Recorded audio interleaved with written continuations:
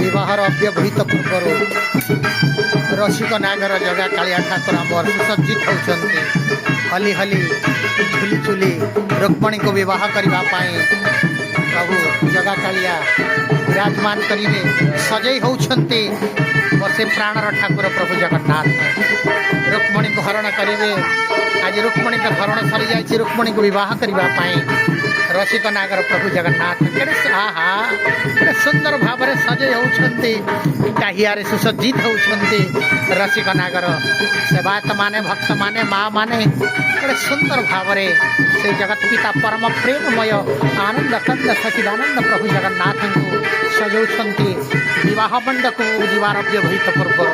महाप्रभु सजई होकरी विवाह मंडप को जीवे रुक्मणी अपेक्षा करिसेंती कणई कणई चाहूँच रुक्मणी माता केतेबेले प्रभु मोर आसवे तांकर प्रभु हारे टाहियारे सुसज्जित होती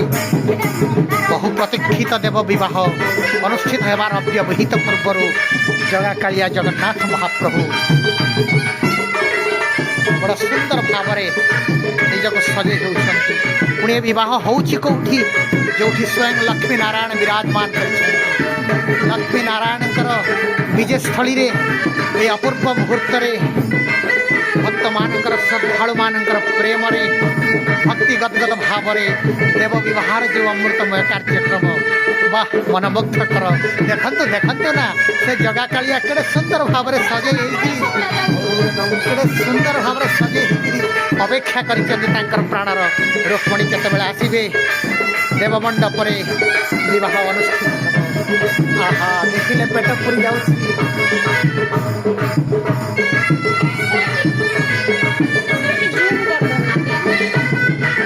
जगा कालिया जो दिव्य दर्शन देखिले केड़े सुंदर भाव में मुकुट पिंधि हार लगे रसिक नागर जुड़ जुड़ होकर अनैछंती से चाहाणी मंडप को अपेक्षा करिसेंती जो रुक्मणी देवी तांकर मंदिर भितर रुक्मणी देवी विवाह मंडप आसवार अव्यवहित पूर्व विवाह मेहंदी संगीत सबु कार्य सरी जाइछि माँ मध्य अपेक्षा करिसेंती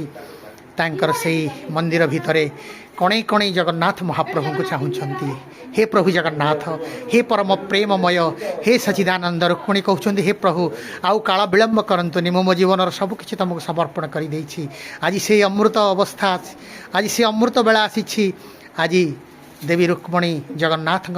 पदारविंदर निजक समर्पण करदे विवाहर अव्यवहित पूर्व